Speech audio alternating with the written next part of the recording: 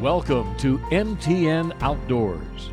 Welcome everybody to MTN Outdoors. I'm once again your guide, Andy Curtis. And we find ourselves here in lovely Craig, Montana for this week's episode because as the weather gets warmer here in the state for longer stretches of time, and trust me, it will happen, anglers from all over the world will start flooding our rivers and streams like the Missouri here. But before you get in that drift boat this season, stop and think. Do you know how Montana Fish, Wildlife, and Parks count the amount of fish in our bodies of water? If you don't know, you might find their methods a little shocking. You're really going to laugh at that joke once you see this story. We'll also see how this skier is changing the game when it comes to shredding the slopes. But first, it's almost as popular as fly fishing here in Montana, Yellowstone National Park. And our nation's first park is always changing. And MTN's John Shear has some new evidence that scientists are pretty excited about finding that explains why.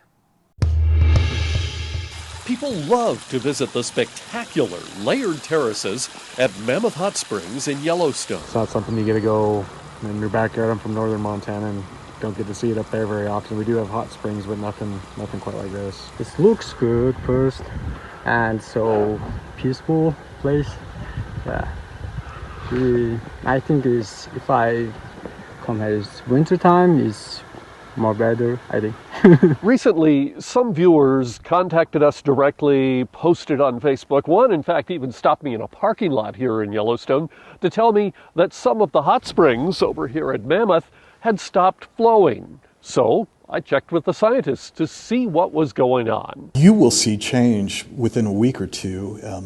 You might watch a feature come alive and next week it will be gone. You can clearly see where terraces formed, dried up, then sprang back to life a few feet away. Mammoth is a product of all the convergence of all these factors that come together to allow that to happen. It all starts with where the water here comes from. The water start at the Gallatins, they flow down slope. The water flows underground along fault lines in the Earth's crust. And then they go down, upwards of a kilometer or so underwater or underground. At that point, it flows through soft limestone rock from a 500 million-year-old seabed. And then they hit another fault system and they come back to the surface. It's a long journey. The average length of time it takes for the water to get from the Gallatins into Mammoth is something on the order of about 400 to 1,000 years. Now we know where the water here comes from, but what causes it to stop flowing? I call it the sad midlife crisis. Falk can barely contain himself. Forgive me for getting so excited, but I just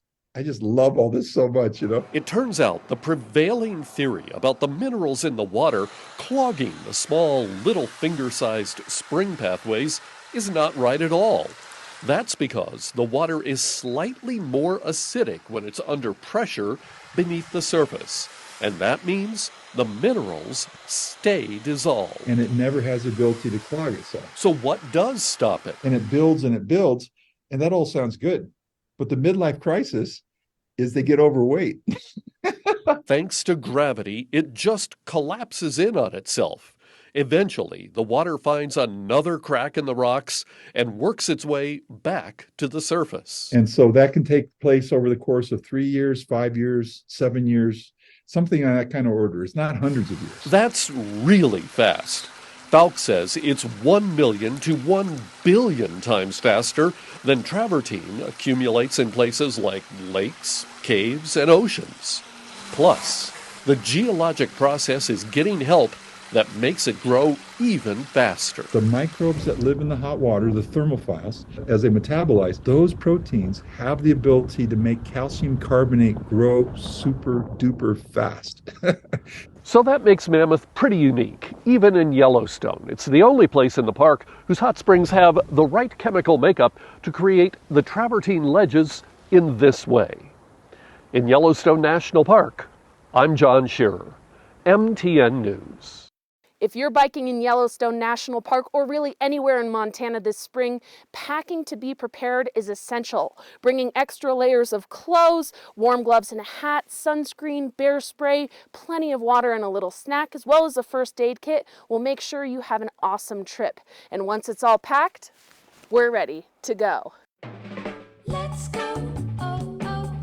It's a bucket list ride, starting with a stop at Free Heel and Wheel, right outside the west entrance of Yellowstone National Park. We're a bicycle and cross-country ski shop. We've been here in West Yellowstone for almost 27 years. Free Heel and Wheel equips people for outdoor adventures year-round, and April can be the perfect time for trips on two wheels. In April, if weather permits, they do allow bicyclists to go in and utilize some of the roadways inside the park without the public traffic happening. So it's a really cool time of year. With the sun shining and the roads dry, I was ready to try it myself. Just came in the west entrance, and there are some bicyclists on the road. It's a beautiful day. It's a little windy, but that's okay. Check it out. My ride is a 30-mile round trip from West Yellowstone to Madison Junction. But other cyclists I ran into, hello, had more ambitious plans. We're gonna head up to Norris and have a little snack and turn and come back. Biking the park's empty road, your plans can change quickly. With locals slowing you down, inclement weather moving in, and sights so beautiful you have to slow down and enjoy the ride, or stop to drink it all in. Wow. The west entrance offers the best options for bike rides right now. From there you can ride all the way to Mammoth, which is about 50 miles in one direction. It's important to be prepared as conditions can change quickly. With no services currently available, if you get into trouble, you have to get yourself out. The park is essentially closed, so there are no services, there's no rescues. The toughest part of my ride, Yellowstone's infamous headwinds that make the 15-mile bike ride back feel extra challenging. Ooh, it is windy. These roads open to cars on April 21st. Then that opens the other roadways that aren't open right now for bikes, and you can still come and enjoy some cycling in the park in the early season before it gets too busy. So you've got about a week to enjoy Yellowstone's magical spring shoulder season. In West Yellowstone, Jackie Coffin, MTN News.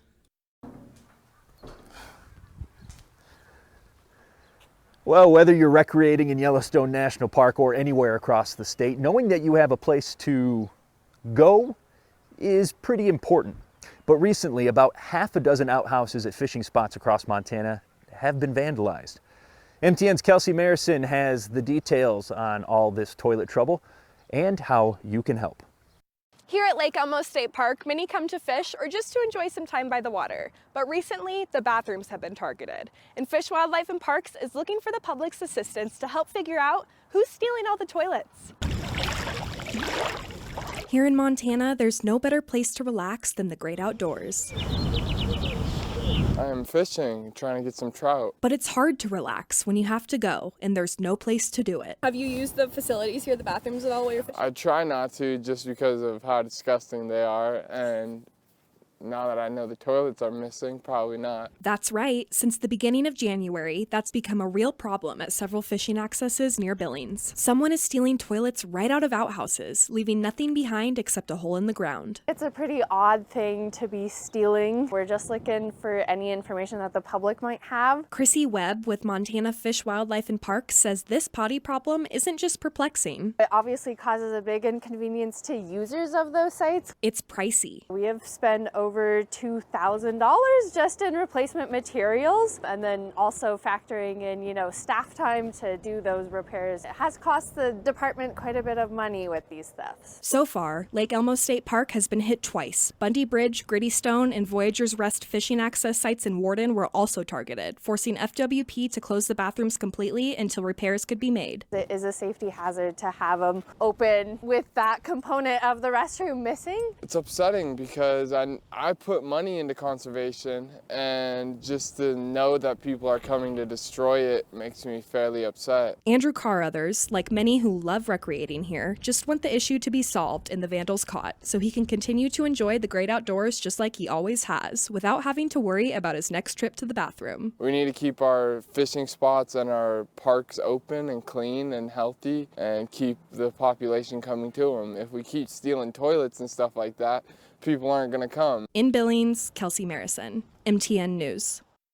Don't let the possibility of missing out on a toilet keep you from getting out and getting fishing this weekend. And also, don't let it keep you from getting this week's MTN Outdoors Trivia question. So grab a piece of paper and a pen, because here we go. And I did want to do some toilet-related trivia, but finding good family-friendly questions about the commode are pretty hard. So I decided to just go with a fishing question, and a pretty easy one. How old does someone need to be to legally require a fishing license here in Montana? Do you have to be 5 years old or younger? B, 12 years old or older?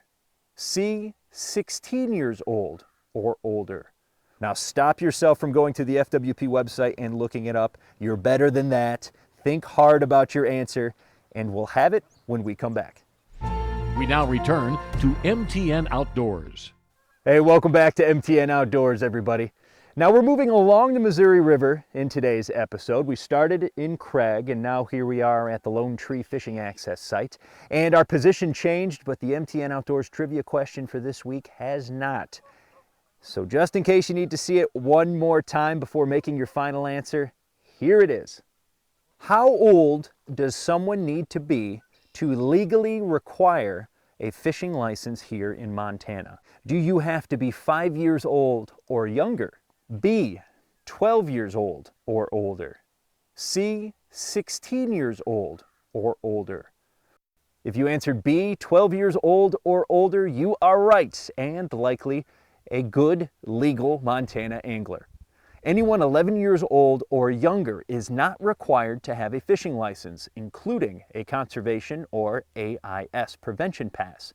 Now, youth anglers 11 years old or younger, though, must still observe all limits and regulations. And don't take it from me, all right? If you get caught, you can't blame me. Double check the regulations always before heading out, either hunting or fishing here in Montana. And have you ever wondered how those regulations for fish limits are set here in the state? Well, the answer might just shock you. MTN's Chet Lehman has our story. For the Montana Department of Fish, Wildlife, and Parks, counting deer, elk, or even bear are fairly simple.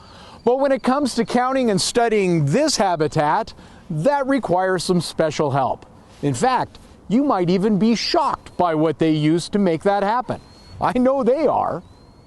And to do that, we use electrofishing, which is a well-established sampling technique used throughout the world, and we use it here in the state to keep an eye on our trout populations in the streams and rivers throughout Montana, as well as other species and water bodies. A small shock is sent into the water, stuns the fish for a moment, long enough for biologists to net them, study them, and then release them back into the water.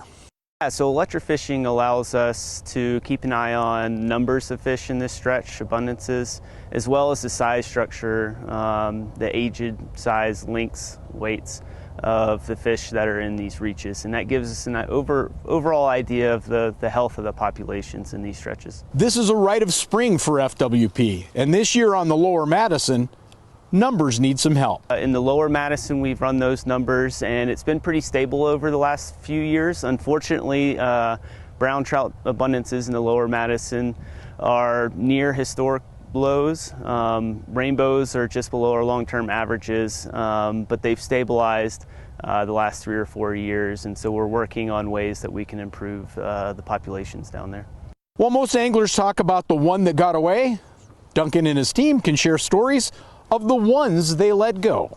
Any surprises while you're doing this? I mean, it's got to be an interesting process going through this while you're doing it. Oh, it's always fun because you never know coming around the corner what you're going to find. We got a couple nice browns in the mid 20-inch range here. Occasionally we'll pick up cutthroat in this stretch and on the Madison. So it's nice to get some of those surprises, bigger fish, some species that we don't see too much in some of the larger rivers anymore. Duncan says the information collected on this stretch of the Gallatin River will be compiled soon, along with the rest of the information from all of Montana's rivers, and all will be available from FWP. At the Bud Lilly Fishing Access Site on the Gallatin River, Chet Lehman, MTN News. Another very popular pastime here in the state is skiing. But let's be honest, It's so boring. Ugh. I mean, what's exciting about barreling down an impossibly steep slope at breakneck speeds wearing nothing for protection but a helmet? I mean, come on, right? Well, at least one Montana skier thinks that, and he's changing up the way he shreds the slopes using something very similar to this. MTN's Kristen Merkel has our story.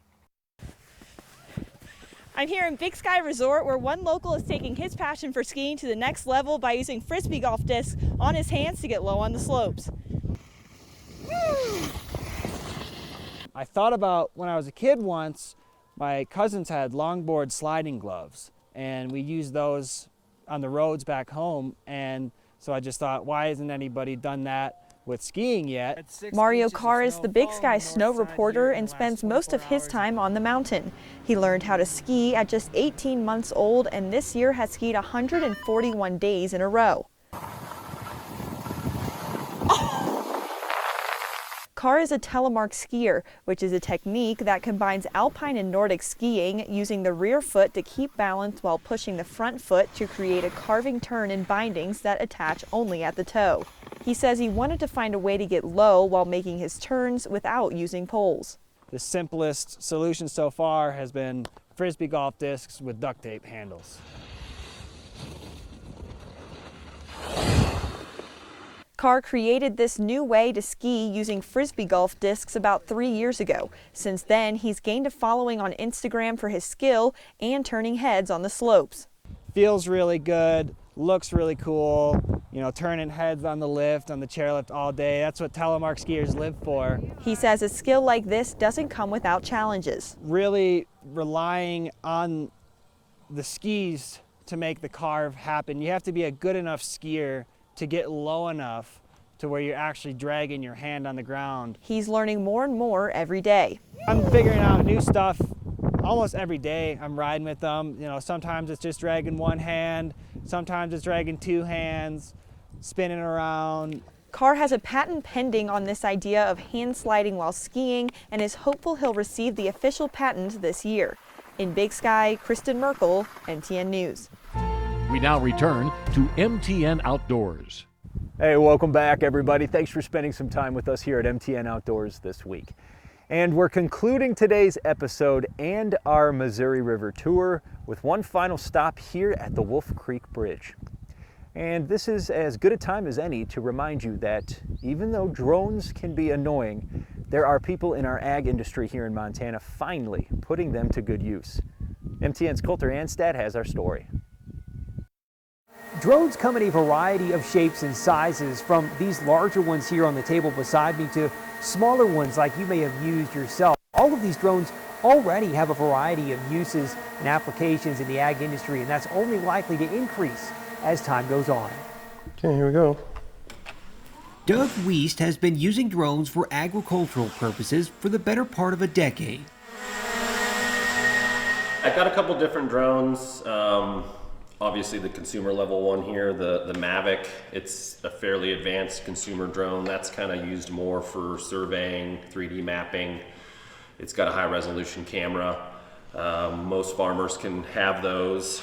Started out with an older model of that, then moved into like a fixed wing.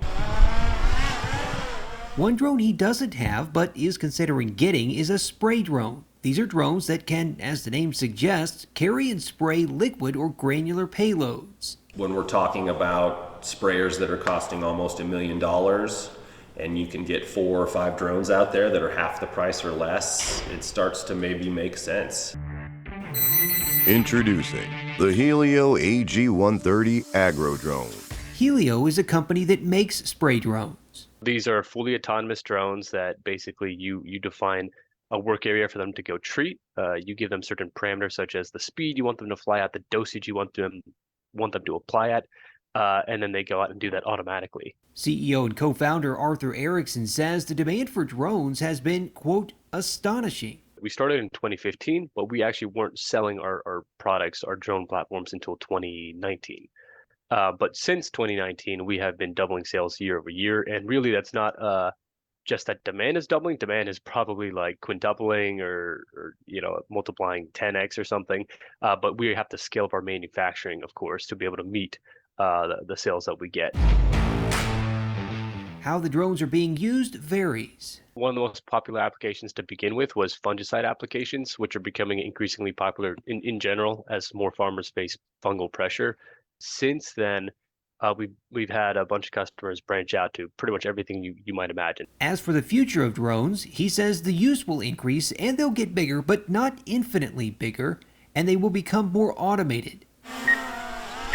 Despite the advantage of drones, though, Wiest doesn't expect them to completely replace ground rigs. Maybe for broadacre Montana, where the field's 600 acres, maybe the ground rig still has a big place, but these 40, 50 acre fields, and that drone can get in and out of there quicker and safer than a ground rig, I think that has a place. For more information about Helio, click on the link in this story on our website. In Teton County, Coulter and staff, MTN News.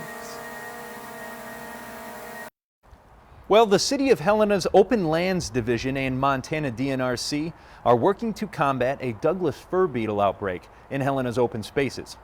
City staff attached 900 pheromone capsules to the trees on the north face of Mount Helena earlier this week.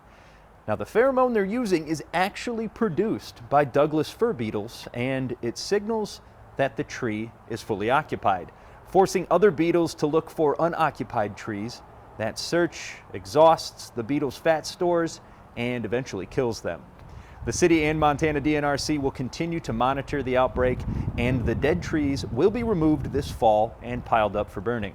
In the summer of 2021, that heat wave that hit Montana weakened Douglas fir trees, making them more vulnerable to disease and insect infestation. Well, that should just about do it for us here this week at MTN Outdoors. Everybody, thank you as always for making me a part of your day. And remember, it's my weekly plea. Send me your photos of you enjoying the great outdoors here in Montana. Hunting, fishing, camping, hiking. I want to see all of it as long as it's legal and outside. Send it my way to andy.curtis@ktvh.com, and you could see yourself at the end of a future episode. And that brings us to this week's MTN Outdoors Brag Board. All right, and I hate doing these about myself, trust me, please, but I wanted to brag a little bit here on the Brag Board and also use this opportunity to say thank you. Because thanks to you watching this show each and every week, I'm able to keep doing it. And because of that, I was lucky enough to be nominated for a Northwest Regional Emmy for hosting this show. Thanks again, everybody, for spending some time with me, and until next week, stay safe, and I'll see you out there.